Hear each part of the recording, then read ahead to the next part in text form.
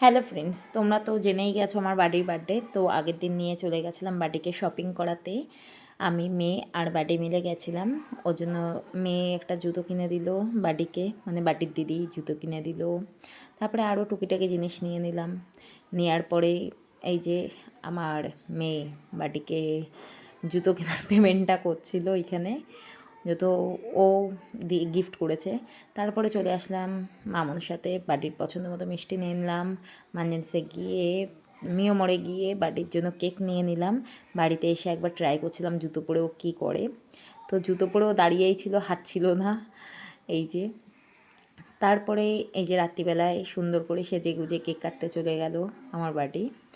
Cake কাটার পর্ব তো তোমরা দেখেছো। তারপরে এই যে আজকে সকালে মর্নিংয়ে চলে আসলো বাটির একটা জামা পার্সেল চলে এসছে।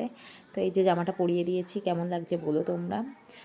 তারপরে দুপুরবেলা ওকে স্নান করিয়ে ভালোভাবে, আজকে বার্থডে বলে কথা, স্নান তো করাতেই হবে। তারপরে ওর মা ইনভাইটেড ছিল, আরও সবাই ছিল। তো মাও চলে এসছে সেজে গুজে ছেলের জন্মদিন অ্যাটেন্ড করতে। তো তারপরে এই যে পাড়ায় যতগুলি ওর বন্ধুবান্ধব আছে তাদের জন্য এই যে খাবার দাবার মেখে সবাইকে দিতে গেছিলাম। তারপরে আমাদের পাশের বাড়িতে রিমো, এই যে রিমো ছিল, রিমোকেও দিয়ে আসলাম বাড়িতে গিয়ে। আর ওই যে মারামারি শুরু করে দিয়েছে খাবার দাবার খেতে গিয়ে। এই যে বাটি, সে নিজেও খেয়ে নিল। তার সাথে মার সাথে সাক্ষাৎটা দেখো, মা আর ছেলের সাক্ষাৎ। এই যে মানে কি বলবো, ও খুব আনন্দ পেয়ে গেছে। এই যে বাটির মিমি, তাকে বাটিকে